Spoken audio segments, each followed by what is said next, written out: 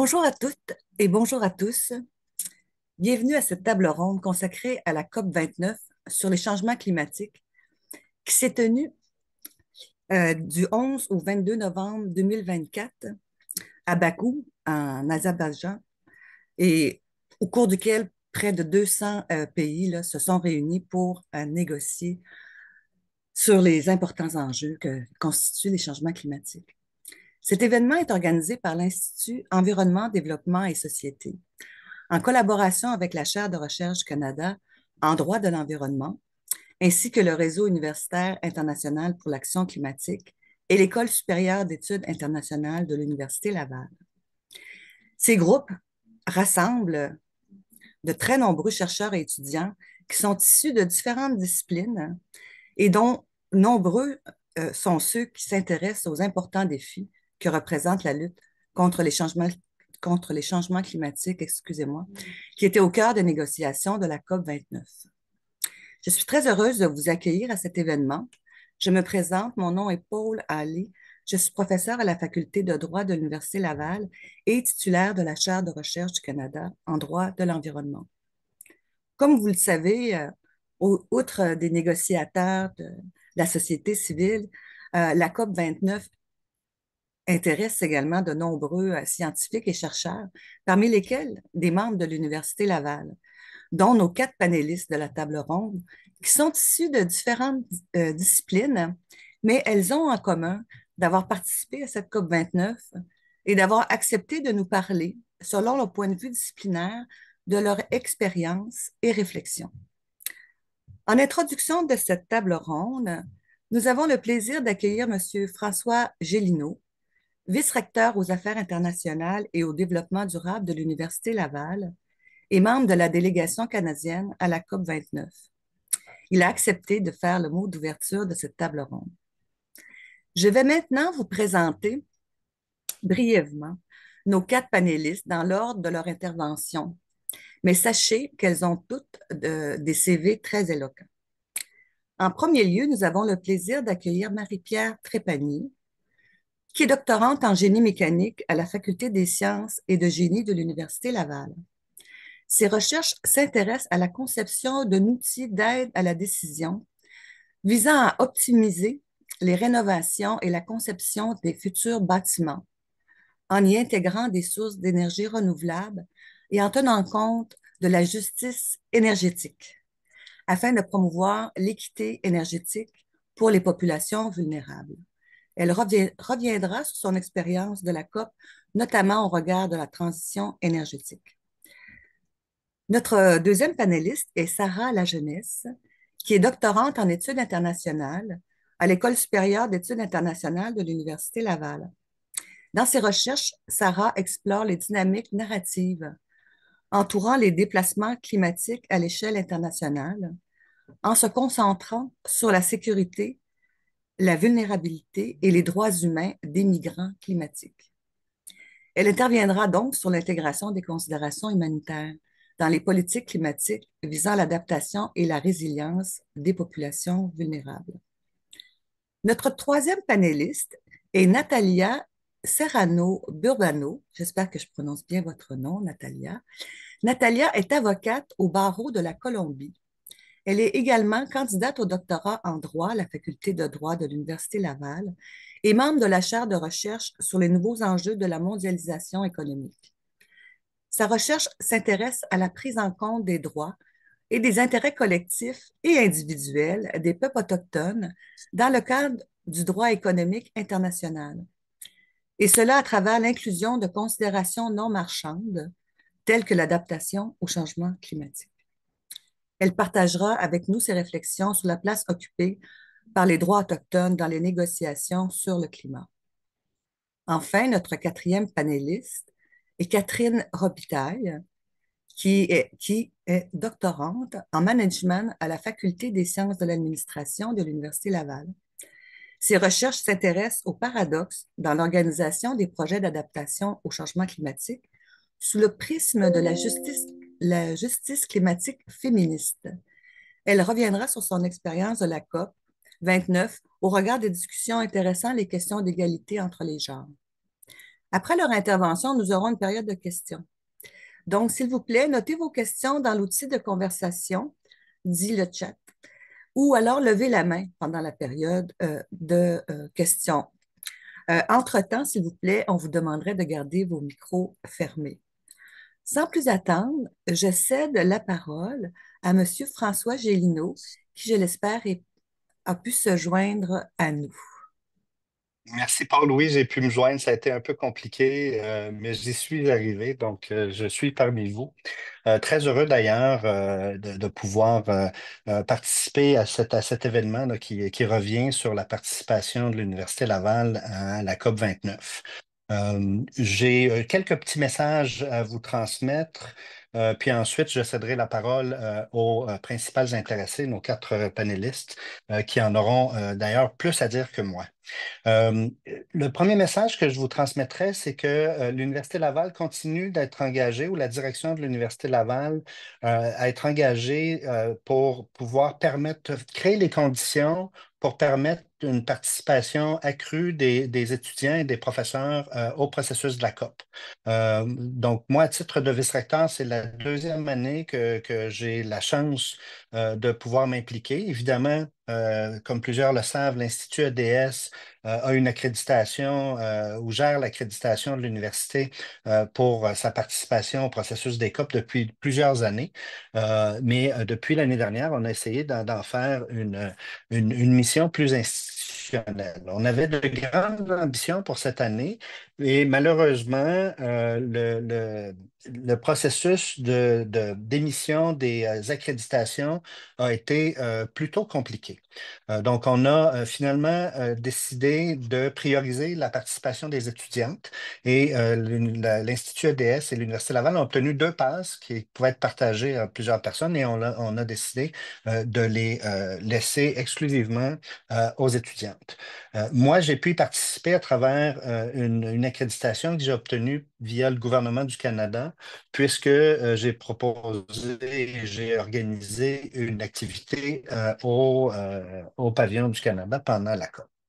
Euh, le deuxième message que je voudrais envoyer, c'est un message de remerciement à l'Institut EDS qui est engagé dans le processus depuis de nombreuses années à travers les membres professeurs, mais aussi les étudiants. Ben, d'organiser un événement comme celui d'aujourd'hui, je pense, permet de partager l'expérience des étudiantes avec les autres qui n'ont pas pu y participer. Je pense que c'est bénéfique pour tous. Maintenant, peut-être sur une base personnelle, puis je me tais par la suite. euh, Moi, c'est ma deuxième COP. J'ai participé pour la première fois à Dubaï l'année dernière et donc cette année, euh, c'était très riche en apprentissage parce que le contexte était très différent. J'ai bien hâte d'entendre nos quatre étudiantes nous parler de leur perception. Pour ma part, je dois vous dire que l'emplacement physique était très différent de Dubaï.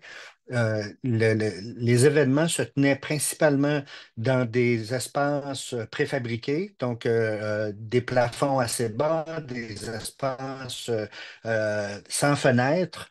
Il y avait donc une densité de personnes et du mouvement tout le temps. Donc, il y avait un sentiment de frénésie qui était beaucoup plus grand, à mon avis, à la COP 29 que ce qu'on pouvait sentir à la COP 28 parce que les emplacements où se tenaient les différentes activités étaient plutôt éloignés les uns des autres. Autrement, moi, j'ai pris le temps cette fois-ci, cette année, d'aller m'asseoir et d'observer des négociations. Donc, je ne suis pas un expert du contenu, mais j'ai pu, en tant que professeur de sciences politiques, observer les dynamiques de négociation et j'ai trouvé ça très, très intéressant. Donc, voilà, je m'arrête là pour vous dire que la priorité était aux étudiantes et c'est pas ça pourquoi ce soir ou ce midi, parce que, excusez, je suis en décalage, ce midi, la parole est aux étudiantes, donc j'ai très hâte de les entendre. Merci à vous quatre d'avoir participé à la COP. Je sais qu'il y a eu d'autres étudiantes et étudiants qui ont participé à distance, des professeurs aussi. Donc, vos témoignages sont importants mais merci, Paul, d'organiser à nouveau cette activité, ce qui est très utile. Donc, si on peut faire un peu avancer la cause des universités dans le processus de la COP, c'est un succès. Merci beaucoup pour ces bons mots. Merci beaucoup pour ce mot d'ouverture. Donc, sans plus tarder, je passe la parole à notre première panéliste, à savoir Marie-Pierre Trépanier. OK. Bon, ben, bonjour, moi, c'est Martha Trépanier. On m'a présenté précédemment, mais je suis étudiante au doctorat en génie mécanique. Je suis en première année au doctorat, donc j'ai commencé en mai dernier. Parler un petit peu de mes expertises de recherche. Je travaille beaucoup en efficacité énergétique, en énergie renouvelable, euh, en la transition énergétique, tout ce qui touche à la transition énergétique et aussi tout ce qui touche à la justice énergétique.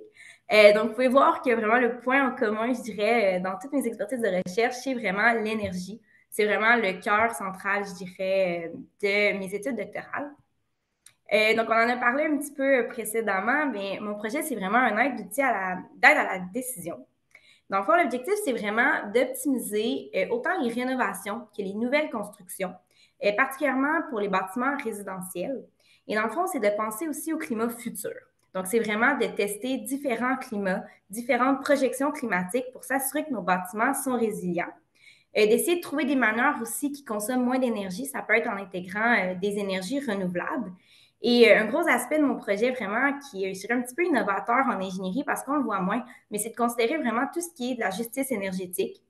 Donc, vraiment, de trouver des solutions qui ne sont pas seulement applicables, par exemple, à des nouvelles constructions super chères, mais également à des loyers. Fait que ça peut être aussi pour autant des locataires que des propriétaires. Donc, vraiment, d'essayer de trouver des solutions qui sont applicables à tous, particulièrement aux populations vulnérables. Donc, l'objectif, c'est vraiment de favoriser des solutions durables, de promouvoir une distribution équitable des ressources, puis de vraiment répondre aux besoins des groupes vulnérables. D'analyser l'impact des changements climatiques, puis c'est important de comprendre que les changements climatiques, ça a un impact sur beaucoup de choses. Ça va avoir un impact sur notre consommation d'énergie. Ça va avoir un impact aussi sur la production des énergies renouvelables. Par exemple, on peut avoir la fonte des neiges qui va faire en sorte qu'on va avoir des bassins d'eau qui vont être moins importants, avec moins de production. Hydro, ça dépend des endroits. En tout cas, bref, tout ce qui est infrastructures d'énergie renouvelable vont être impactées aussi par les changements climatiques et aussi les populations. Donc, en tant qu'humain, on va s'adapter aux changements climatiques de certaines manières. Donc, on va avoir une consommation qui va varier. Sinon, aussi, dans mon projet, un aspect qui est important, c'est vraiment que je voulais considérer, oui, l'aspect sciences naturelles, ingénierie, génie mécanique, mais aussi un aspect social pour que les solutions que je trouve, on puisse vraiment, idéalement, les appliquer puis qu'ils fassent partie de certaines politiques pour ce qui est de l'efficacité énergétique dans le futur. Donc, on m'a demandé de parler un petit peu de mes motivations puis de liens de ma recherche avec la COP 29. En fait, d'abord, c'est l'analyse des négociations climatiques. Donc, moi, je viens vraiment d'un background d'ingénierie, donc, tu sais, vraiment de comprendre les processus décisionnels derrière les politiques climatiques, c'est vraiment quelque chose qui m'intéressait. C'est quelque chose que je trouvais qui allait être intéressant pour appliquer dans mon projet. J'explique. Je vais souvent utiliser des rapports de la COP, des différentes COP ou de l'IPCC ou différents rapports de l'ONU dans souvent mes introductions, les raisons de pourquoi la recherche est importante. Mais je trouvais ça intéressant d'essayer d'aller comprendre encore plus le pourquoi, c'est quoi les objectifs, c'est quoi les raisons derrière ces rapports-là, la création de ces rapports-là, de mieux les comprendre pour pouvoir ensuite mieux les appliquer. Sinon aussi d'approfondir mes connaissances, tout ce qui touche à la transition énergétique et les changements climatiques. Sinon, il y a aussi l'aspect de justice énergétique, fait que vraiment d'explorer comment les politiques internationales intègrent la distribution équitable, la participation équilibrée et les besoins variés des populations. Donc, vraiment de voir comment différents pays, différentes municipalités à différentes échelles, que ce soit municipalité ou internationale, vont traiter l'aspect de la justice énergétique et à quel point ils vont le prioriser aussi dans leurs objectifs. Finalement, il y a aussi, comme je mentionnais déjà, mais l'approche multidisciplinaire, fait que vraiment d'inclure différentes perspectives, autant sociales, climatiques, pour avoir une vision et un projet qui est plus holistique dans l'optique, qui soit plus applicable après dans le contexte, particulièrement le contexte québécois. Donc, les apprentissages, ici, j'ai une photo de Sarah et moi à la première semaine à la COP. D'abord, c'était de comprendre les différents acteurs, là, honnêtement, les premiers jours, là, juste comprendre les rôles et les dynamiques des différentes parties prenantes à la COP, c'est déjà beaucoup. Tu sais, j'avais lu d'avance sur, tu sais, je m'étais informée sur qui est à la COP, comment ça fonctionne, mais vraiment de le vivre, de le comprendre, de comprendre les dynamiques. Je dirais que c'était vraiment un gros apprentissage, puis c'était super intéressant Ça m'a permis par la suite de mieux comprendre les différentes conférences et négociations auxquelles j'assistais. Sinon, j'ai beaucoup apprécié également les initiatives de Ringo. En fait, Ringo, c'est des chercheurs organisations non gouvernementales indépendantes, en fait. C'est des chercheurs d'un peu partout dans le monde. Il y avait des réunions, entre autres, à chaque matin, et puis ils expliquaient la journée d'avant, la journée présente, qu'est-ce qui allait se passer. Mais c'était vraiment aussi un moment de réseauter avec d'autres chercheurs. Puis j'ai quand même rencontré beaucoup d'étudiants qui étaient également en sciences et génie. Fait que c'est intéressant de voir, eux, c'était quoi les raisons pourquoi ils étaient à la COP, moi, pourquoi j'étais là. Donc, je trouvais que c'était des beaux milieux d'échange.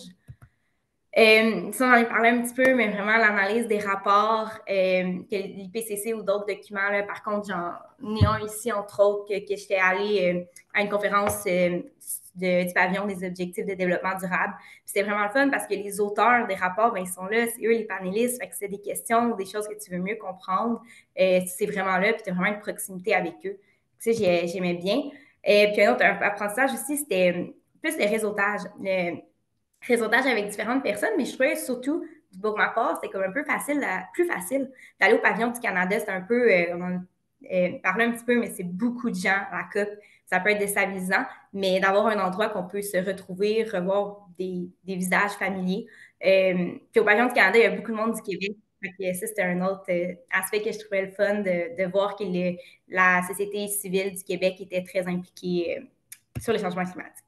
Donc, ce que je retiens, je vais mettre quelques photos. Fait que j'ai des photos autant de la ville de Bakou que différentes photos de différentes conférences, que ça soit en haut, on a le ministre Charette au pavillon du Canada. Sinon, on a aussi le mot d'ouverture du président de la COP, qui était la première journée, et d'autres différentes conférences.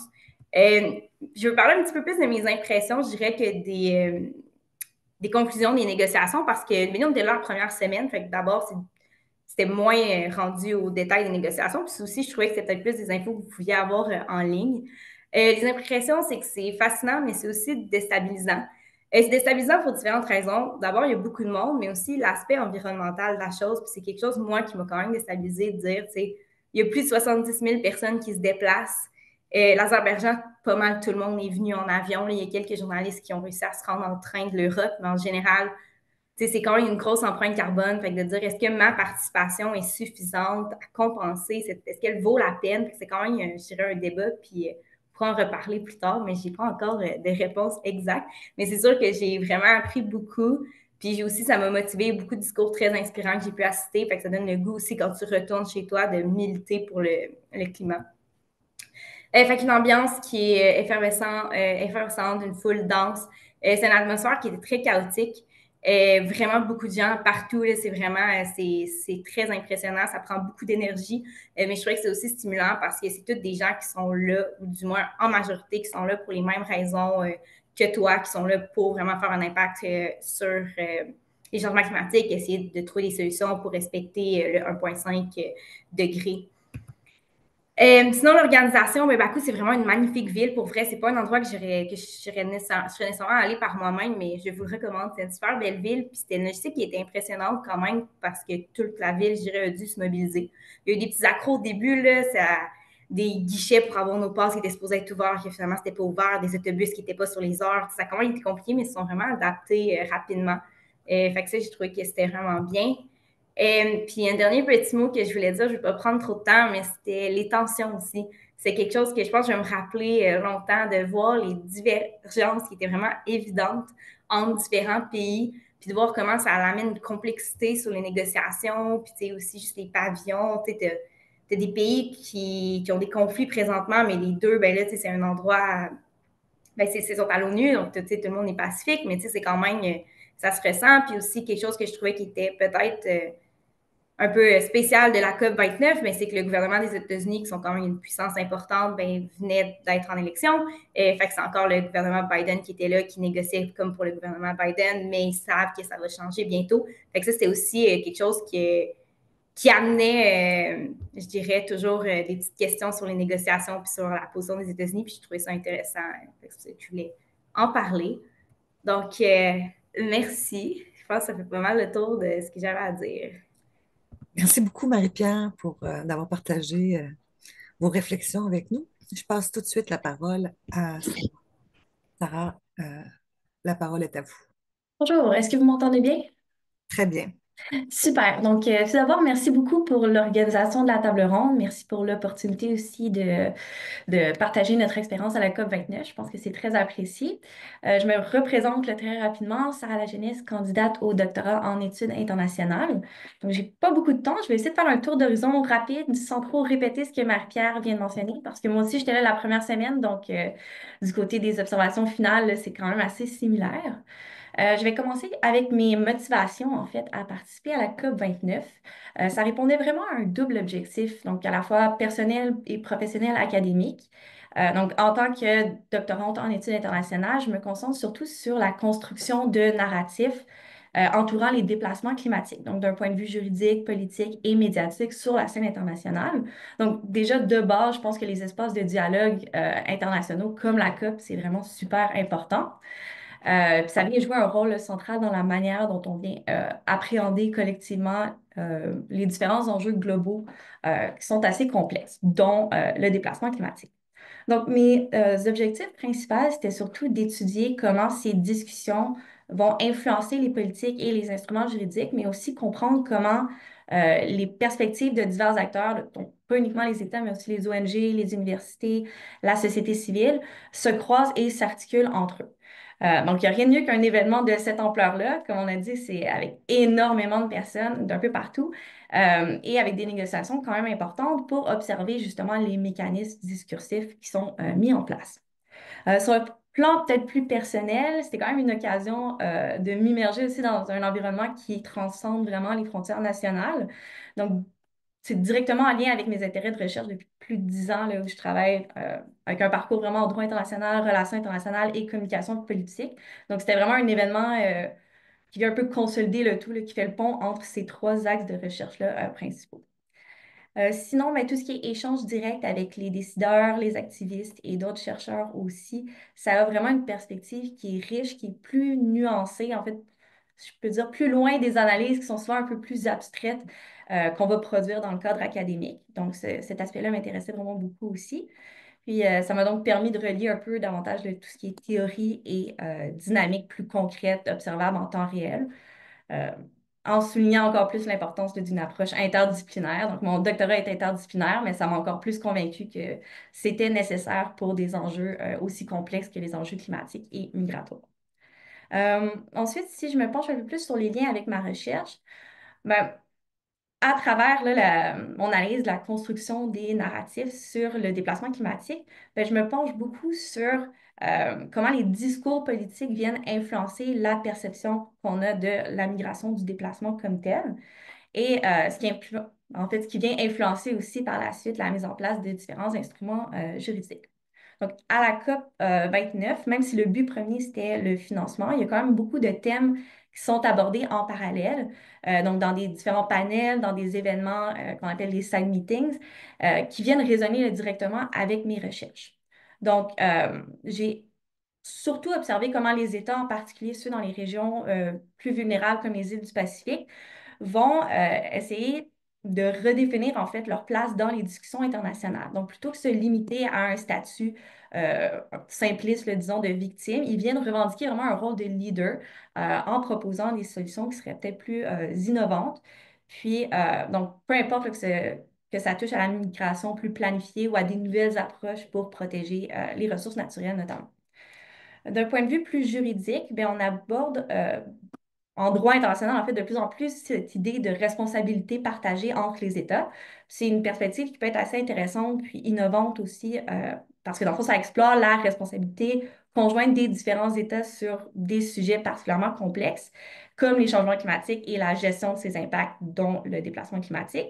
Puis avec la COP, ça m'a permis de réfléchir peut-être un peu plus loin à ce concept-là, en étant témoin aussi d'une certaine notion de responsabilité partagée mais qui s'étendrait à une pluralité d'acteurs qui sont non étatiques. Donc, ça m'a semblé vraiment intéressant là, à développer pour la suite aussi, surtout dans mes travaux de recherche.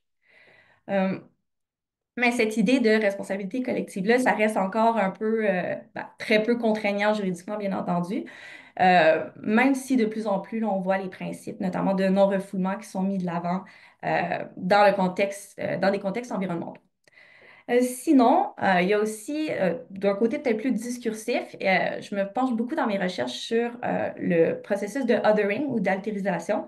En fait, c'est comment les discours peuvent dépeindre les migrants climatiques comme étant des autres ou une menace pour la souveraineté nationale, ce qui vient dans le fond augmenter leur vulnérabilité parce que ça nie en fait une partie de leur humanité et de leurs droits fondamentaux.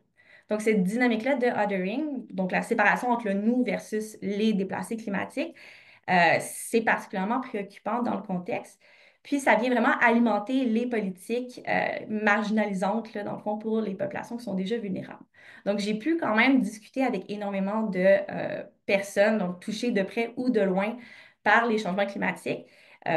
Puis, ça m'a permis un peu de me rassurer, en fait, parce que ben, les dynamiques de othering ne sont pas uniquement théoriques, sont très pratiques. En fait, ça s'applique dans plusieurs situations. Puis, j'en ai été témoin là, pendant la COP. Sinon, il y a aussi la grande présence de médias et de réseaux sociaux à la COP que j'ai trouvé quand même assez intéressante parce que c'est aussi des narratifs sur lesquels je travaille. Donc, ça m'a permis aussi de voir comment, en fait, d'observer le rôle des récits médiatiques, mais surtout des récits visuels dans la construction de ce narratif-là sur différents sujets. Donc, des images de catastrophes naturelles, c'est souvent utilisé pour sensibiliser ou mobiliser. Donc, comment on utilise le visuel justement pour faire avancer une cause, donc, selon les différents acteurs en jeu. Donc, beaucoup d'observations du côté de mes projets de recherche. Je vais essayer de ne pas trop dépasser mon temps. Donc, maintenant, si je passe plus aux apprentissages clés, je vais essayer de parler peut-être de d'autres aspects que ce que Marie-Pierre a abordé parce que je partage 100% de ses observations de ce côté-là. Disons que le premier aspect qui m'a vraiment marqué, sinon, ce serait d'entendre, en fait, la voix des jeunes activistes de partout dans le monde, des personnes qui sont directement touchées par les impacts des changements climatiques. Donc, il y avait énormément de témoignages, souvent très authentiques, qui rendent vraiment les enjeux discutés à la COP beaucoup plus concrets. Généralement, les acteurs de façon plus individuelle. En fait, j'étudie les acteurs de façon peut-être plus individuelle, mais là, c'était vraiment de voir l'interaction entre les différents types d'acteurs, donc tant les jeunes, des politiciens, des juristes, des médias, des ONG. Donc, le mélange des discussions, c'était particulièrement enrichissant. Sinon, je dirais qu'il y a aussi l'émergence de coalitions interrégionales autour des enjeux de la migration climatique. Donc, c'est quelque chose qu'on voit de plus en plus, mais j'ai vraiment pu l'observer là, en pratique. Donc, des pays du Sud global qui s'unissent là, dans des nouvelles organisations pour présenter vraiment des solutions conjointes. Euh, donc, oui, sur le plan politique, mais aussi sur un narratif collectif qui est construit à partir d'expériences vécues personnelles. Sinon, ben, peut-être une certaine tension entre souveraineté nationale, solidarité internationale qui est de plus en plus palpable dans les discussions.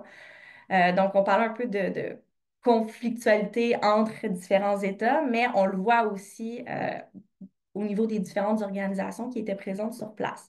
Donc, il y a certains États, certains acteurs qui vont vraiment insister davantage sur la protection de leurs intérêts propres, des intérêts qui sont souvent économiques. Ce qui vient alimenter aussi ces représentations des déplacés climatiques comme des menaces potentielles. Donc, on revient aussi à mon principe de othering, mais c'est très intéressant de les voir dialoguer entre eux, donc avec leurs intérêts propres, mais qui sont diamétralement opposés. Donc, vraiment, solidarité internationale puis souveraineté nationale de l'autre côté. Sinon, ben, cette première semaine-là, ça m'a permis aussi d'observer vraiment la complexité des négociations climatiques. Puis on voit aussi que les priorités collectives entrent particulièrement en conflit. Donc, on en a parlé un petit peu dans les semaines qui ont, ben, en fait, dans les dernières semaines, mais on a perçu quand même un grand recul au niveau des implications des droits humains et fondamentaux dans les négociations comme telles. Puis ça vient rappeler un peu la base même de mes projets de recherche, de ma thèse, en fait, théorise la vulnérabilité humaine de façon un peu plus élargie, en prenant en compte là, la sécurité humaine, la dignité humaine aussi. Puis ça vient, en fait, je viens bâtir une conceptualisation qui prend en compte des facteurs donc, intrinsèques, contextuels, mais aussi relationnels. Donc, comme je dis avec le othering, fait que je trouve que c'est quand même particulièrement intéressant d'assister en temps réel à ces dynamiques-là qui sont évolutives, en fait, qui sont constamment en développement. Euh, donc, je pense que je vais arrêter là. J'ai quand même fait un petit tour d'horizon, mais oui, c'est sûr que la COP, il y a énormément de monde. Donc, oui, c'est dynamique, mais ça peut être aussi un peu overwhelming. Donc, ça a pris quand même plusieurs jours pour essayer de réorganiser un peu mes notes, mes idées, faire le lien entre ce que j'ai observé et mes recherches. Puis c'est probablement un processus de réflexion qui va se continuer là, dans les prochaines semaines. Je pense que j'ai pas encore terminé d'assimiler tous les apprentissages. Merci beaucoup. Merci beaucoup à vous, Sarah. C'est très intéressant les sujets que vous avez abordés, que vous abordez dans dans vos recherches doctorales. Donc, sans plus tarder, je passe la parole à Natalia. Donc, c'est à vous. Merci. Je vous remercie aussi aux panélistes d'être là. Et aussi un petit mot pour remercier l'Institut EDS pour l'opportunité qui nous a été octroyée.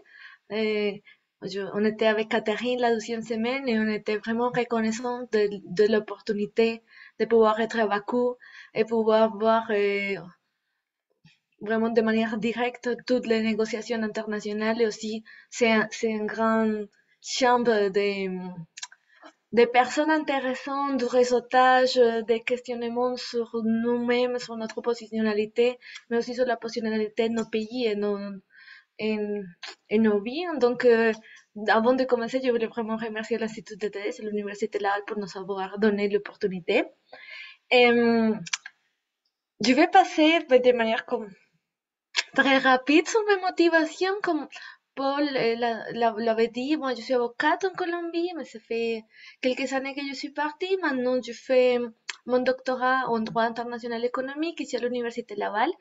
Et mon doctorat en soi, c'est un essai de concilier deux branches de droit international qui sont souvent opposées. C'est le droit libéral, le droit international libéral, c'est toute la libéralisation des échanges, la partie économique, et le droit international providence, toute la question de protection des droits humains. Donc, mon projet de doctorat en soi, c'est vraiment, j'analyse les accords de libre-échange et les accords de protection des investissements étrangers, les TPI, on le connaît comme ça, et on voit comment l'évolution dans les négociations de droit international essaye de concilier euh, l'extractivisme et ce type de dynamique commerciale, économique basée sur la libéralisation des échanges et la protection des populations autochtones. Et dans le cadre de cette protection des populations autochtones, l'environnement et la crise climatique a un rôle central. Et vraiment, c'est une question de survie pour les populations autochtones partout dans le monde. Surtout que les populations autochtones ont un lien très proche avec leur territoire. C'est pas juste un endroit où ils vivent, c'est partie de sa culture. Et avec les changements climatiques, on perd pas juste un endroit où on peut vivre. Les populations autochtones perdent toute sa culture et toute son identité et ils sont des populations les plus affectées. Donc, même si moi je m'intéresse au droit international économique, l'environnement est toujours au cœur de de toutes les batailles juridiques et sociales des peuples autochtones partout dans le monde. Donc, en soi, c'était ma motivation. Et la COP, quand on discute des initiatives étatiques pour résoudre, pour combattre les changements climatiques, on discute des initiatives, ça, des États. Mais dans le cadre des populations autochtones, il y a toujours une divergence entre ce que l'État fait et cette reconnaissance d'existence d'identités culturelles distantes comme les populations autochtones.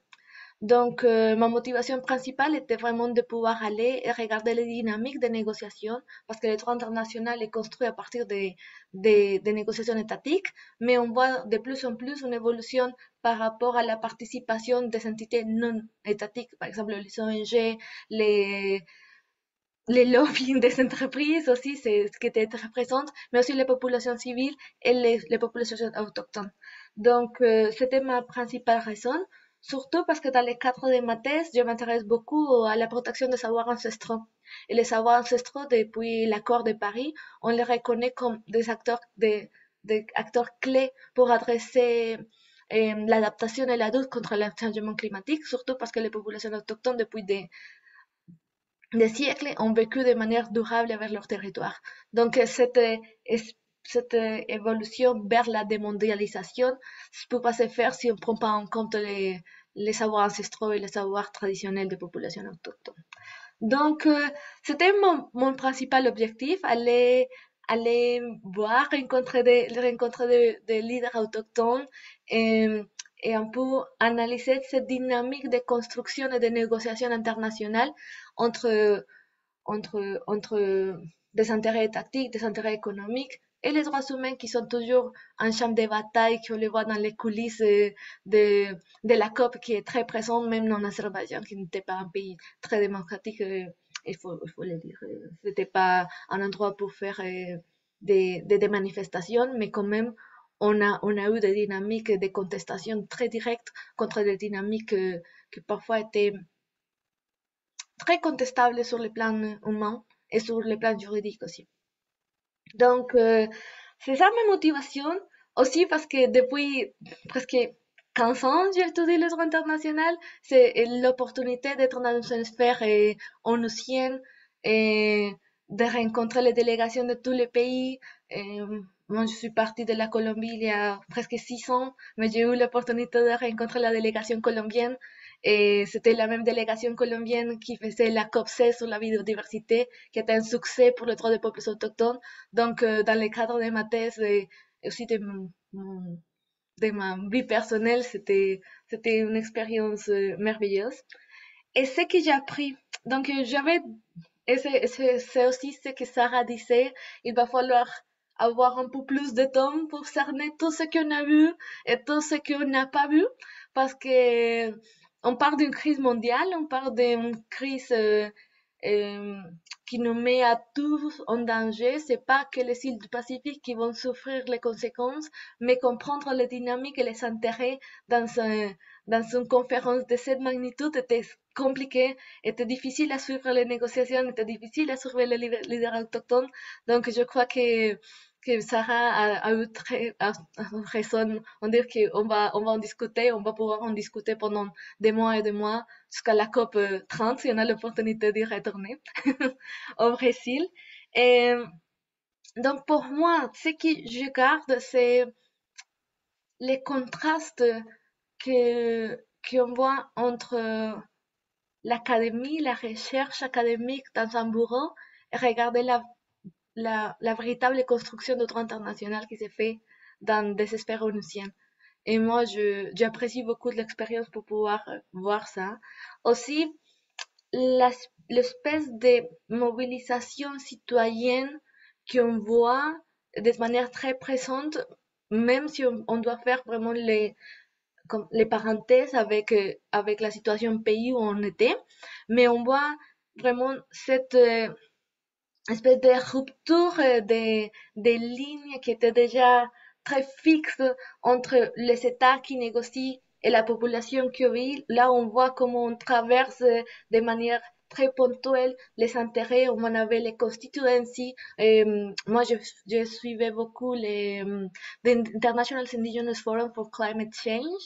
Et Catherine suivait les Women's Constituency. Donc, on avait tous les deux des rapports et des visions très différentes, mais complémentaires sur comment on fait la politique, comment on fait une pression sur le gouvernement pour adresser nos problèmes. Et quelle autre chose qui me paraît très intéressante, c'est l'évolution du droit international et de la construction du droit international. Et ça rentre dans ma thèse, parce que dans ma thèse, on parle de valeurs non marchandes, on parle de cette conciliation, mais les voir être faites live pendant qu'on regarde les négociations, on regarde les leaders autochtones. Par exemple, on a trouvé, moi, j'étais très reconnaissante des leaders jeunes autochtones de l'Amazonie et du Panama. On avait des gens Inuits de Groenland, on avait la représentation africaine, on avait Hindou Maro Ibrahim, qui c'est la chaire de la représentation dans l'instance permanente sur les droits des peuples autochtones à l'ONU, mais c'est elle qui lidère l'initiative sur le changement climatique et voir vraiment toute cette initiative et tout ce leadership. Et c'était très inspirant, mais aussi très ça légitime encore ma recherche sur la question autochtone, parce que la question autochtone, c'est un groupe très hétérogène et quand on le regarde du côté macroéconomique, moi, de mon côté, j'avais peur de simplifier ou de retourner des problématiques et des batailles qui sont très hétérogènes dans une masse homogène, mais quand on les voit dans les cadres internationaux, on voit qu'il y a qu'il y a des points communs et on parle de la même chose en Afrique, en Polynésie on parle de protection, on parle de durabilité, on parle d'inclusion et c'est ça que je garde le plus dans le cadre de mon expérience à Bakou. Et, et quel autre, et pour finir aussi, en tant qu'avocate, on est toujours sur les hard law, sur ce qui est obligatoire, ce qui est binding, comme on dit ça oui. Mais ce que j'apprécie beaucoup de mon expérience à la COP, c'est la valeur de la soft law, la valeur de, OK, on va se battre pour un monde, on va se battre pour nos reconnaissances, on va se battre pour les droits des femmes, on va se battre pour les droits des autochtones. Et même si ça commence à rentrer dans la soft law, quand on fait la recherche du cadre académique, on fait la temporalité, ça commence toujours par ça. Donc, le voir, c'était une expérience magnifique. Et c'est, c'est gigantesque, c'est vraiment overwhelming. Et on, ça prend au moins 2, 3 jours pour savoir comment naviguer dans une COP. Mais, mais même si ça prend 2, 3 jours pour naviguer, on est toujours en train de capter des petits détails qui deviennent comme un cours de géopolitique et vraiment très intéressant et très fructifiant pour nos recherches et pour nos cadres académiques, je trouve. Et je crois que j'ai dépassé mon temps, donc je vais laisser parler Catherine qui a nos très jolies photos. Mais merci beaucoup et ça fait un plaisir de pouvoir en discuter. Merci, Natalia. Et vous avez raison. On va passer le micro maintenant à Catherine. La parole est à vous, Catherine. Parfait. Merci beaucoup à mes collègues panélistes. Est-ce que vous voyez mon écran? Ah, attendez, je peux le partager. Oui, nous le voyons très bien. Ah, on voit Oui, plus là. super. Ouais. Vous le voyez plus? Non. Ah, Ah, oui, on le voit. on le voit. OK, super. Ben, c'est rien de bien compliqué, c'est des photos. Donc, je me suis amusée à faire un collage photo. Peut-être pour vous partager plus humainement là, l'expérience que que j'ai pu vivre avec Natalia aussi là, pendant la semaine qu'on était là. Donc, je suis super heureuse de retrouver mes collègues aujourd'hui. Je veux aussi débuter en remerciant l'Institut EDS, le réseau Unicé, la Charte Claire-Bonenfant aussi, de m'avoir permis de vivre cette expérience-là à la COP, donc la COP 29. Je suis super privilégiée et reconnaissante d'avoir pu vivre cette expérience-là quelque peu incroyable, si on veut. Depuis ma positionnalité aussi, là, en tant que femme blanche, j'ai le grand privilège de mener des études dans une université au soi-disant Canada. Donc, c'est beaucoup des questionnements qu'on a eus sur notre positionnalité à la COP, comme l'a bien mentionné Natalia. Donc, c'est important pour moi de le mentionner. Mes motivations à participer cette année étaient nombreuses, intimement liées à mon sujet de thèse. Donc, Madame Paul, vous l'avez bien introduit. Je suis une doctorante en management. Je m'intéresse au rapport de pouvoir dans l'organisation des projets de coopération climatique internationale entre les pays soi-disant des Sud et des Nord au prisme de la justice climatique féministe. Je suis aussi chargée de projet à la Chaire Claire-Bonenfant à l'Université Laval, donc c'est un grand privilège que j'ai. Mon sujet de recherche s'inscrivait directement, ben, il s'inscrit toujours, là, il s'inscrit directement dans les décisions liées au genre et au climat. Donc, cette année, c'était super riche pour moi parce que en renégociation, il y avait le Enhanced Lima Work Program on Gender, un programme qui soutient l'égalité entre les genres dans les actions climatiques, et le Gender Action Plan qui en découle, bon, qui a été remis à l'année prochaine. Donc, ma participation était directement liée avec mon sujet de recherche, mais aussi mes intérêts de recherche, mes implications aussi universitaires, professionnelles, communautaires aussi, là, qui va croiser genre climat, qui va aussi porter sur la solidarité internationale, mais aussi la solidarité en contexte peut-être plus local, national, là, donc au soi-disant québécois, canadien. Finalement sur l'opérationnalisation des projets d'action climatique, donc tout là mon background en gestion à différents niveaux, donc macro, méso et micro. Donc, cette année, c'était ma deuxième participation à la COP. C'était vraiment, comme je l'ai dit, un très grand privilège de pouvoir y participer une deuxième fois. L'année dernière, je suis allée avec une délégation jeunesse de la COTICI. Je souligne d'ailleurs la présence d'une collègue à moi qui est là, Laura, donc je fais salut, qui était avec moi dans la délégation l'année dernière. Cette année, par contre, ce que ça m'a permis de faire, en fait, c'est de vraiment suivre les négociations et de me mobiliser aussi. Donc, en amont, je suis devenue membre alliée là, du Gender Work Constituency. Donc, ça m'a vraiment permis de m'immerser, de m'immerger, ou en tout cas, ça dit pas, de me vraiment c'est ça, d'être présente là, dans les négociations et de les suivre là, à la lettre. Donc, plus en détail, on est revenu, là, Natalia et moi, pendant la séance en direct, donc pour suivre tous les détails concernant les négociations, qu'est-ce qui se passait, nos impressions sur les lieux aussi. Donc, je ne vais pas nécessairement y revenir, mais j'avais quand même envie de peut-être partager 3 espèces de réflexions ou en tout cas, choses que je retiens de ma participation à la COP cette année. Bien sûr, c'était une COP qui était extrêmement, en fait, une expérience qui était extrêmement riche, qui comprenait plusieurs paradoxes, je dois le souligner quand même.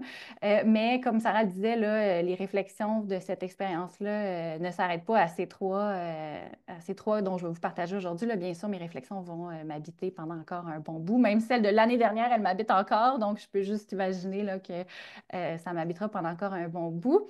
Les 3 peut-être petites choses que j'avais envie de parler ou les 3 éléments clés là, que je retiens, c'est notamment en lien avec l'important rôle des femmes, en fait, dans ces espaces-là, les relations humaines qu'on peut créer sur place lors des COP et la participation de la société civile. Je sais qu'on en parle souvent, mais pour moi, c'est quelque chose qui est vraiment transversal dans mon projet de recherche, donc c'est sûr que je vais en parler. Donc, première chose, puis vous avez les photos à l'écran, donc l'important rôle des femmes dans leur pluralité, là, donc les femmes, les jeunes femmes, les femmes aînées, les femmes autochtones, les femmes des Suds, les femmes racisées aussi dans la lutte contre la crise climatique. Il y a plusieurs études là, qui vont souligner l'importance de leur rôle, notamment, là, il y en a une en 2019 qui est parue qui montrait qu'une augmentation d'une unité de l'indice d'autonomisation politique des femmes est corrélée directement avec une diminution de 12% des émissions de CO2 d'un pays. Donc, ce n'est pas banal. Il y a plusieurs recherches aussi qui vont montrer que les pays où les représentations parlementaires des femmes est le plus élevée, eh bien, ces pays-là sont plus enclins à ratifier des traités internationaux sur l'environnement. Donc, ça non plus, ce n'est pas banal. C'est que deux petits exemples, mais tout ça pour faire des liens avec la COP cette année. Il y a eu, plusieurs embûches sur tout ce qui touchait genre et climat. J'en ai parlé dans d'autres espaces que je vous invite à revisiter, là, une discussion notamment live ou en direct avec Natalia et moi sur sûrement les vidéos de l'Institut, on peut les retrouver. Mais cette année, on a finalement quand même pu, là, les parties se sont entendues sur un nouveau programme de travail renforcé sur le genre sur 10 ans, donc c'est une avancée importante.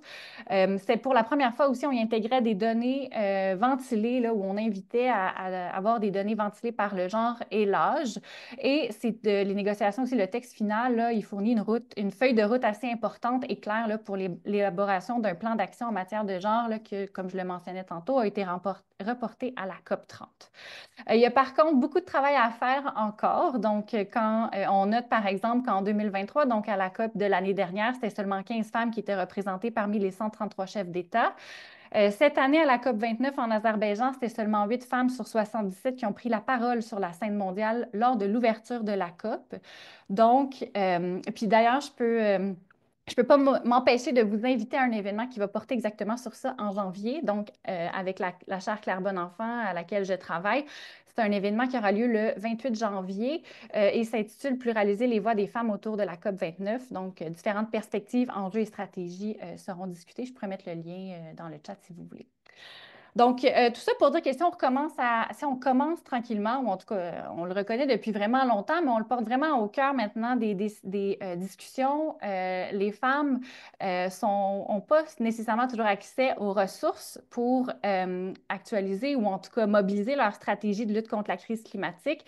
On peut penser au financement. Leur leadership des femmes est largement sous-financé. Des récentes études, là, ou en tout cas des récentes données de l'OCDE en 2024 montrait que c'est seulement 0,04 % de l'aide publique au développement qui a pour objectif l'égalité des genres. Donc, c'est très minime.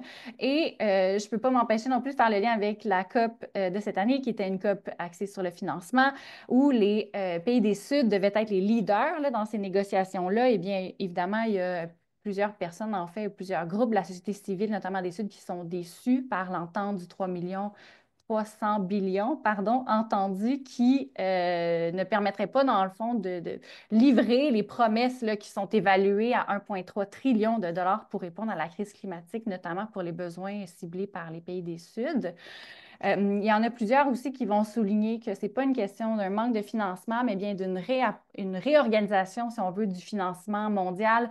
Il y a des appels à arrêter de financer, subventionner les industries des combustibles fossiles, de l'armée aussi. Donc, il y a plusieurs mobilisations là, qui ont eu lieu face à ça. On se disait, bien, l'argent a été mobilisé pendant la COVID. Pourquoi la crise de la COVID a été largement financée? Pourquoi est-ce qu'on ne peut pas largement financer la crise climatique également? Donc, c'est un peu ça que je voulais dire pour peut-être ce point-là. Mon deuxième point, c'est que je retiens en fait, c'est qu'on ne peut pas négliger l'aspect humain des COP, donc des liens, des relations qu'on construit sur place aussi. Là, vous allez voir nos faces sur les photos. C'est vraiment, il y en a de plusieurs ordres, dont la fatigue qui est présente, le plaisir d'être là aussi. Il y a aussi, Natalia et moi, on a eu la chance de participer à des mobilisations plus silencieuses, si on veut, j'y reviendrai plus tard, mais avec notamment l'espèce de collant sur la bouche qui disait Pay Up. Donc, tout ça pour dire que je suis super reconnaissante d'avoir fait la rencontre de Natalia, une femme extraordinaire qui a tellement plein de belles choses à dire. On s'est connus un peu plus personnellement aussi. On a vraiment eu des belles réflexions ensemble, super riches. D'ailleurs, on en partage un petit peu dans les vidéos faites avec le réseau Unicé. Donc, si vous êtes curieux, curieuse, je vous invite à aller consulter. On a aussi la photo avec notre super lunch. En fait, c'est juste pour montrer peut-être l'espèce de privilège qu'on avait d'être sur place, bien qu'on n'a pas tous les mêmes privilèges. Un café coûtait 11 $. Et ça, c'est probablement notre dîner qui valait la peine parce qu'il y avait une boisson d'incluse. Donc, je pense que c'était comme une pointe de pizza, un Coke pour 30 $. Donc, c'était vraiment très dispendieux manger à la COP, dans les espaces de la COP. Mais c'est ça. Donc, tout ça pour dire qu'on a créé vraiment en tout cas pour ma part, je vais parler pour moi, des beaux liens. Moi, j'ai pu aussi retrouver certains collègues de l'année dernière, dont des personnes qui sont engagées aussi dans la société civile au Québec, au Canada, pour une plus grande justice sociale et climatique. On a parlé aussi de ces espaces-là, là, comment est-ce que c'était des beaux espaces de réseautage. Marie-Pierre aussi, elle l'a mentionné. Mais Natalia et moi aussi, on est revenus sur l'importance de ça, en fait, des liens qu'on a créés sur place dans l'article qui est paru aux nouvelles de l'Université Laval tout récemment, que je pourrais aussi mettre dans le chat si jamais vous voulez. Je termine avec mon dernier point qui est peut-être, en fait, qui est l'importance de la société civile là, pour, je dirais, notamment faire contrepoids aux lobbyistes pétroliers, entre autres, et mettre des pressions là, sur les négociateurs, négociatrices et les pays, comme le font par ailleurs plusieurs lobbyistes, mais le font plutôt en salle fermée ou en vase clos, ou en tout cas. Donc, je pense que c'est super important pour moi de mettre en tout cas, je reviens avec cette grande importance là, de se mobiliser parce qu'on le sait que les lobbyistes, Natalia en parlait tantôt, les lobbyistes sont là. Il y a certains pays qui profitent même de ces espaces-là pour conclure des contrats d'énergie fossile. On le sait aussi à Dubaï en 2023, il y avait plus de 2500 représentants de l'industrie des énergies fossiles qui étaient accrédités. Ça représentait 3 % de l'ensemble des délégués.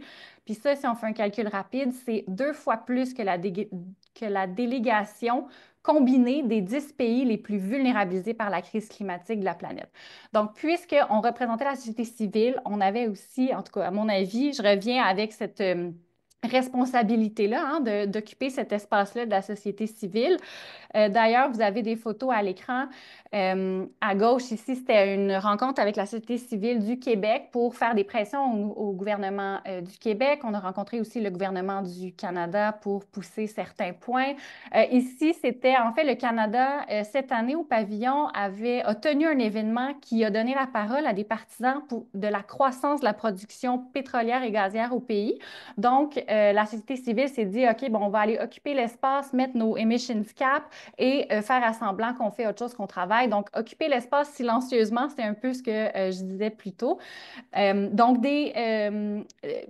Donc, des petites actions comme ça, silencieuses, mais qui sont quand même porteuses, ou en tout cas qui envoient un signe pour mettre de la pression à nos élus. Et donc, je terminerai peut-être, c'est ça, justement avec l'importance de la société civile qui a un rôle important à jouer, oui, en amont des COP, sur place aussi, là, pour exiger à nos gouvernements, nos négociateurs, négociatrices, plus de transparence, de la redevabilité aussi, comment on peut aussi dénoncer ces tentatives d'éco-blanchiment aussi. Donc, puis il faut se rappeler, dans le fond, que l'espace de la société civile est aussi occupé par les pays des Suds.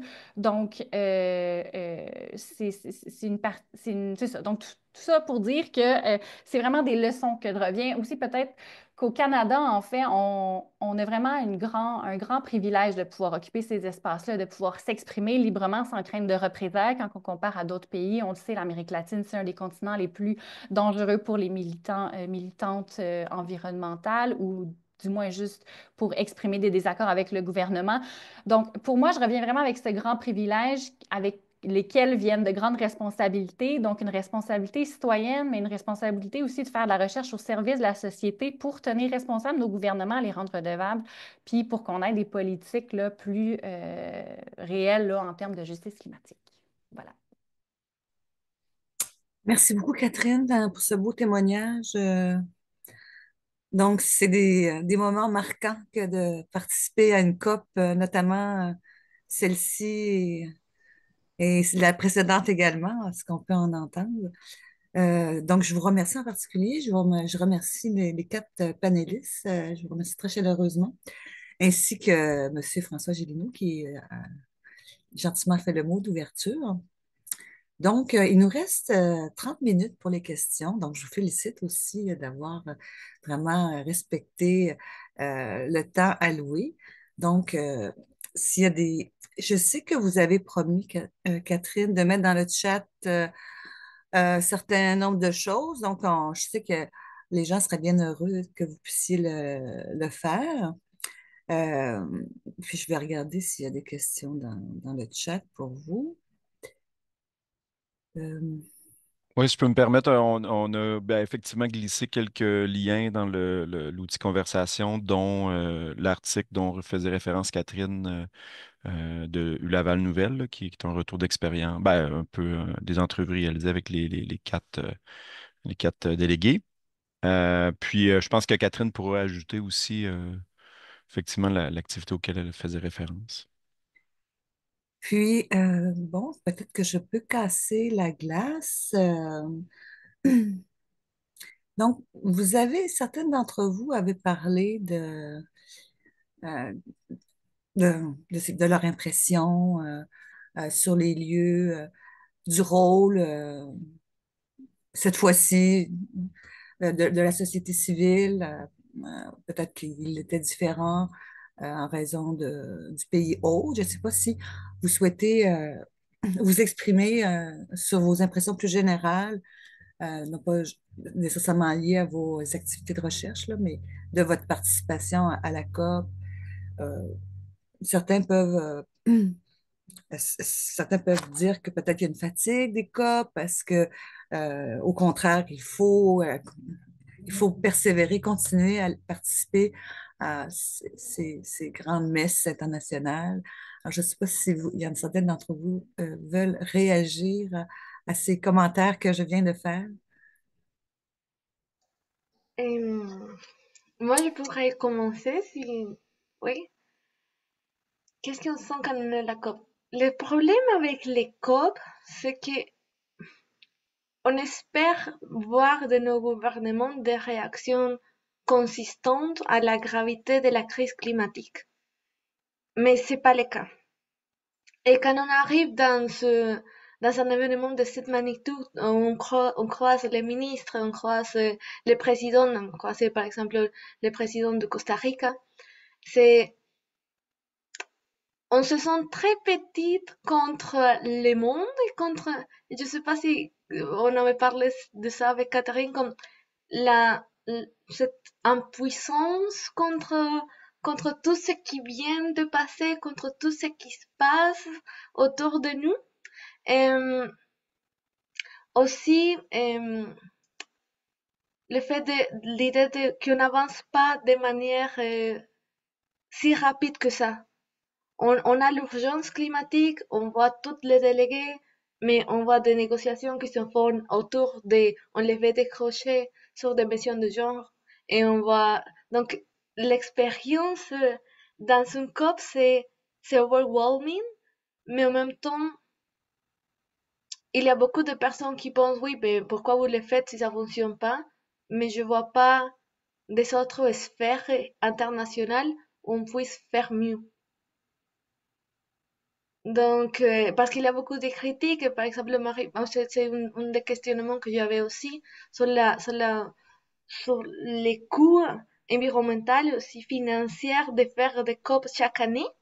Parce moi j'ai pris 3, 4 avions pour pouvoir me rendre à Bakou. Ça fait des voyages de 30 heures.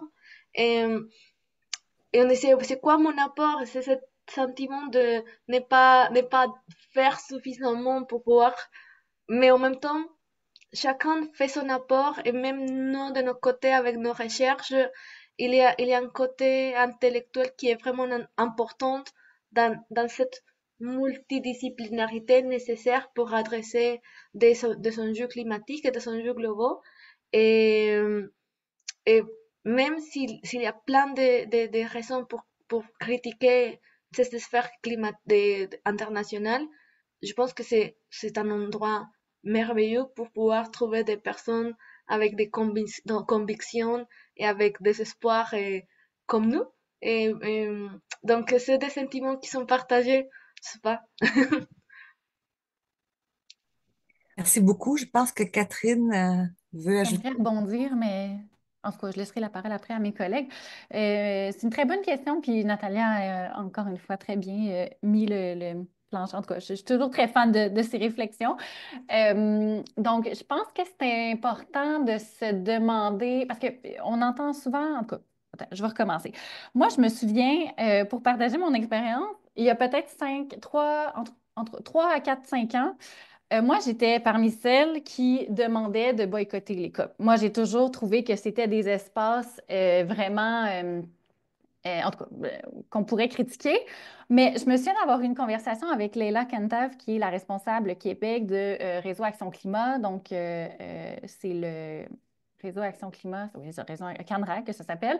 Et elle me disait, elle partageait dans une conférence d'un retour de la COP, elle me disait, oui, mais c'est vraiment un grand privilège de pouvoir boycotter les COP. Parce que ces espaces-là, bien qu'ils sont imparfaits, bien qu'ils soient remplis de rapports de pouvoir, eh bien, c'est quand même un espace où est-ce que les pays des Sud ont une voix. La voix, elle est pas pareille, je veux dire, dans le sens que pour s'équiper, pour arriver dans ces espaces-là hyper complexes, des négociations sur des textes super précis, des termes qui ont toute une charge euh, conceptuelle, ou en tout cas qui sont liés aussi là, au niveau des droits, c'est pas tout le monde on n'a pas toute la même, les mêmes niveaux de préparation d'un pays à l'autre, si on veut, pour faire face à ces espaces-là de négociation. Après ça, c'est aussi les espaces où est-ce qu'on connaît du monde, donc le réseau, etc. Donc, c'est vraiment un espace qui est paradoxal, on va se dire. Il y a plusieurs paradoxes, mais puis en fait, d'ailleurs, Étienne Leblanc, je pourrais vous partager l'article, a partagé un article super intéressant ce matin qui, en fait, réfléchissait, ou en tout cas faisait une analyse sur est-ce qu'il faut réformer les espaces des COP. Moi, à mon avis, je pense qu'il faut les réformer. Est-ce qu'il faut les boycotter? Bon, il fait un argumentaire assez nuancé, je crois, là, Étienne, dans son article de Radio-Canada. Euh, mais il revient surtout sur justement cet espace-là. C'est un des seuls espaces que les pays des Sud peuvent faire valoir leur voix. Donc, moi, je pense que c'est ça. C'est ce que j'ajouterais. Je vais quand même vous partager l'article à lire. Il y a plusieurs points, des arguments qui sont super intéressants à mon avis. Puis aussi, il faut se rappeler que si la société civile n'est pas présente dans ces espaces-là, eh bien, elles ont un rôle à jouer important. J'espère avoir raised my case plus tôt, de pousser tenir responsables les gouvernements, les négociateurs aussi, donc pousser pour certains angles. Et honnêtement, cette année, je l'ai vu beaucoup en m'impliquant avec le Women and Gender Constituency. Je l'ai vu, je l'ai dit dans d'autres espaces. Cette année, il y avait des menaces de recul de 10 ans en termes de terminologie au niveau du genre. Il y a plusieurs pays qui poussaient pour un retrait du terme genre, alors que le texte portait sur genre et climat. Mais avec toute la mobilisation de la société civile, notamment celui du regroupement des femmes, il y a eu énormément de pression, des liens qui se sont faits en tenir responsables les négociateurs de plusieurs pays pour maintenir au moins le terme genre. Et là, le texte final a maintenu ce terme-là. Donc, c'est juste pour donner des petits exemples que... Ah, merci beaucoup, Liliana, pour le partage de l'article dans le chat. C'est juste pour donner des exemples que il faut maintenir ces espaces-là. Par contre, il faut les revoir, il faut les reconfigurer. Et si on n'est pas là, la société civile, eh bien, ça va se faire sans la société civile et ça va se faire par les personnes qui détiennent encore le pouvoir et donc qui vont décider les règles, les mesures, qui peut participer, qui ne peut pas participer. Donc, moi, je pense qu'il faut continuer à investir ces espaces-là. Merci beaucoup. Est-ce que Marie-Pierre et Sarah veulent interagir sur cette Oui, j'aurais cette peut-être un question petit... ouverte, somme toute, là? Oui, j'aurais peut-être un petit quelque chose à rajouter, en fait, davantage du côté de la population en Azerbaïdjan. Donc, on a eu l'occasion avec Marie-Pierre, puis un peu avec Natalia, ma dernière journée, de discuter avec des gens de Bakou, puis de leur impression sur la COP de façon générale. Puis on se rappelle aussi que c'est un État pétrolier avec très peu de conscientisation environnementale. Donc, ben, la population comme telle n'était pas du tout enchantée en fait de recevoir la COP. Il y avait vraiment un désintérêt généralisé. Puis ça se sentait quand même beaucoup. Mais en discutant de plus en plus avec justement des locaux, on a réalisé que ben, le gouvernement a fait un immense travail pour essayer de- d'inclure en fait la population. Il y avait énormément de jeunes qui travaillaient à la COP comme bénévoles.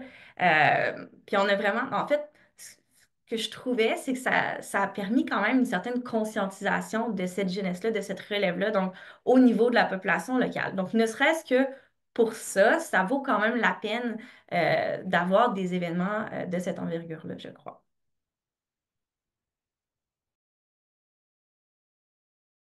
Le Mais micro. je ne savais pas que, il y avait eu cette réaction de la population, que la COP n'était pas tellement bienvenue. Euh, Vous, Marie-Pierre, est-ce que vous avez un commentaire à ajouter sur cette question? Oui. Ben, c'est sûr que je pense que les filles ont vraiment bien fait le tour, mais en effet, peut-être pour ajouter un petit peu ce que Sarah disait, en effet, il y en a beaucoup qui avaient peur du leadership de cette année, de Bakou, de l'Azerbaïdjan, qui est, tu sais, moi, j'ai réussi à assister au mot d'ouverture, puis tu sais, il y avait comme le mot de fermeture du président de la COP 28, puis après, il y avait le mot d'ouverture du président de la COP 29, puis tu sais, c'était deux très bons speeches, bien préparés, puis tout, mais tu sais, il y avait moins de leadership, je trouvais, puis moins de comme call to action dans celui de la COP 29, à mon opinion. Puis je pense que ça a été un petit peu partagé aussi dans différents articles qui ont été écrits. Mais reste qu'il y avait quand même, je pense, toute la ville au complet a dû se mobiliser. Là. Juste donner un exemple, le soir, là, vers 9 h, quand les négociateurs finissaient leur négociation, les rues au complet de la ville étaient fermées pour qu'il y ait des escortes de police qui ramènent les négociateurs. Fait que, ça, c'était quand même, il n'y avait aucune manière de voyager autre qu'en métro, d'attendre ou de marcher. Fait que c'était quand même aussi, ça rajoute, je dirais, à l'ampleur de la COP et de l'importance de certaines négociations aussi. Quand tu vois ça, tu te dis, oh, OK, c'est quand même des hauts dirigeants qui sont là. Puis, ouais. Ouais, ça. Mais ça, je voudrais rajouter aussi que, ouais, ce que Catherine disait, là, moi, je pense vraiment, je l'ai vu particulièrement avec la présence du Québec, là, à quel point, comme la société civile, c'est important, là, remettre en question, ça fait jaser. Je pense que vraiment que ça a un impact, puis je pense que c'est important, surtout pour les négociateurs de se faire challenger, puis de, tu sais, de se faire ramener aussi aux vrais problèmes de la société. Puis je pense qu'il faut que ce soit des personnes là, d'un peu partout dans la société, de différents backgrounds qui soient là pour ramener ces enjeux-là. Merci. Je ne sais pas si M. Jason Fournier, moi je ne vois pas tous les participants s'il y a des mains levées. Non, il ne semble pas avoir de main levée. Bonjour. Ah oui, super. C'est drôle parce que j'allais dire justement qu'il y avait des délégués qui étaient présents en ligne, Oui, dont Mme Barky. Donc, on vous parfait. écoute. Donc, merci beaucoup. En fait, bonjour tout le monde. Je suis Emma Barki, je suis doctorante en droit et je suis ravie aussi de l'opportunité qui m'est offerte pour participer à la COP29 en ligne. Donc, j'ai deux questions. Je remercie en fait les panélistes. Bravo pour ce partage très riche. En fait, j'ai deux questions. Ma première question, c'est pour Natalia. Donc, de manière générale, en fait, comment tu peux évaluer en fait l'implication, la participation des peuples autochtones dans les négociations internationales, donc en ce qui concerne la lutte contre le réchauffement climatique, la réalisation de la transition énergétique. Ça, c'est ma première question. Ma deuxième question, c'est en fait pour toutes les panélistes. Et en fait, vous avez parlé de ce que vous avez appris. Donc, qu'est-ce que vous recommandez pour une personne qui pourrait participer à la COP 30 l'année prochaine? Donc, c'est ça. Merci. Ok, donc je vais me permettre de répondre à la première question. Concernant l'évaluation de participation des peuples autochtones, je crois que dans les sphères climatiques, c'est la sphère où on peut vraiment évaluer le plus la participation des populations autochtones qui sont déjà écartées dans des autres sphères de droit international.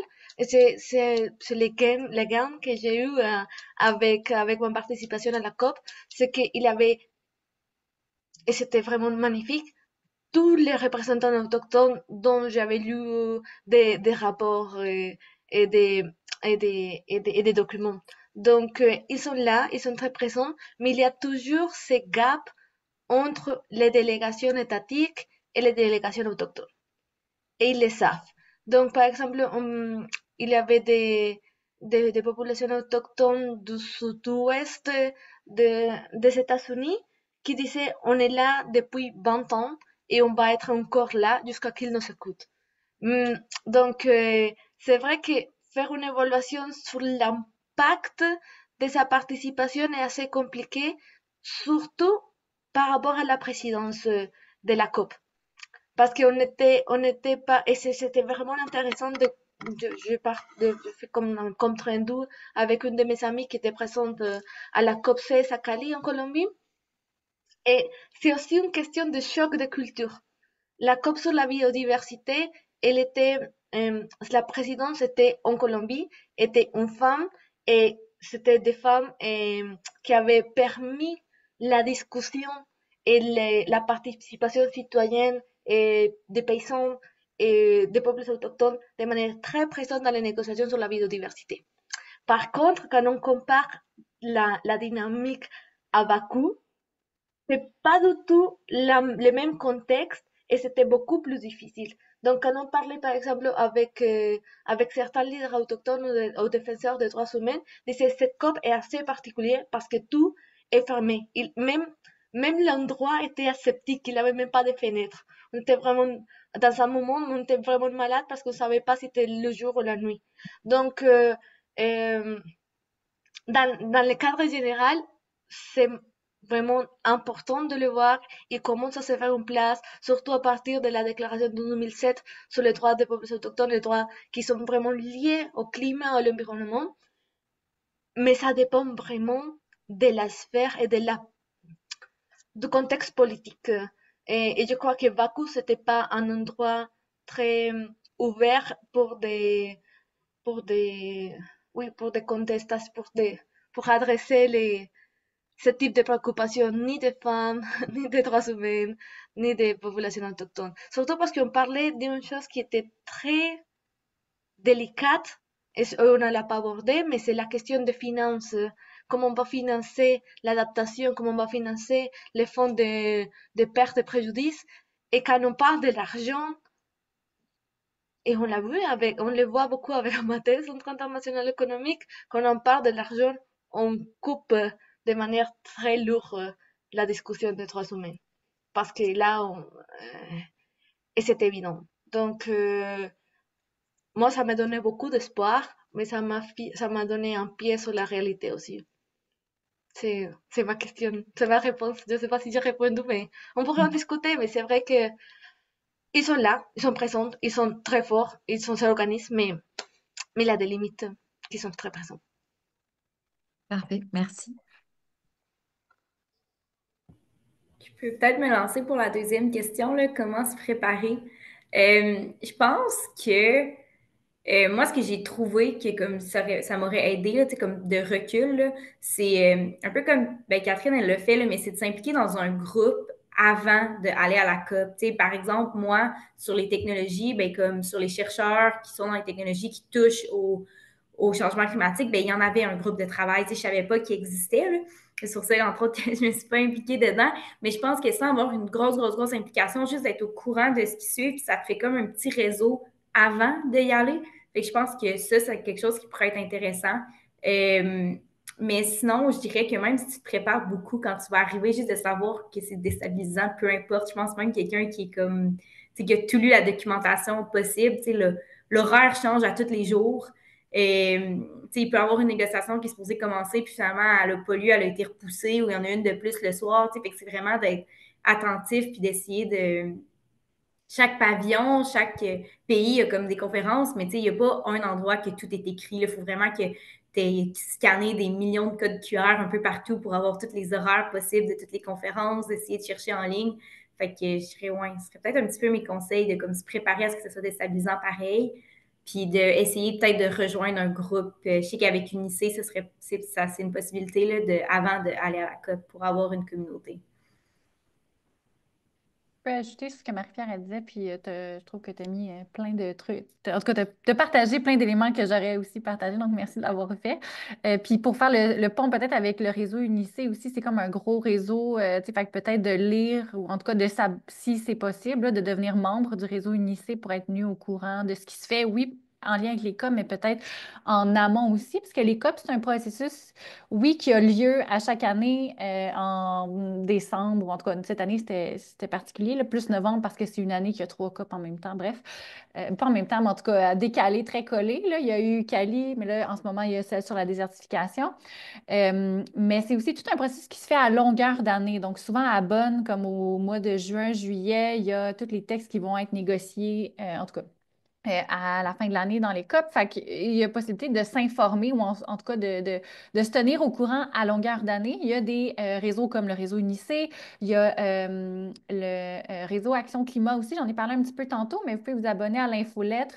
C'est vraiment riche qui partagent aussi.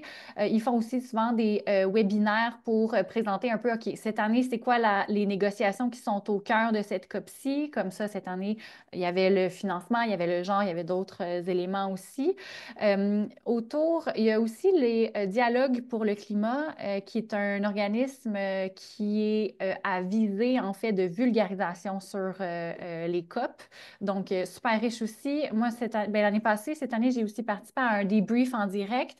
Donc, ça permet juste, en fait, il y a plusieurs formes, il y a plusieurs panels, c'est des partenaires avec plusieurs universités au Québec, des organisations aussi, des ONG environnementales. Donc, c'est vraiment riche. Je partage beaucoup d'informations aussi pour se préparer. Je sais qu'ils ont des journées préparatoires gratuites aussi ouvertes au public, là, si jamais on va à la COP. Donc, des journées entières, ils nous mettent au courant sur les négociations, des choses comme ça.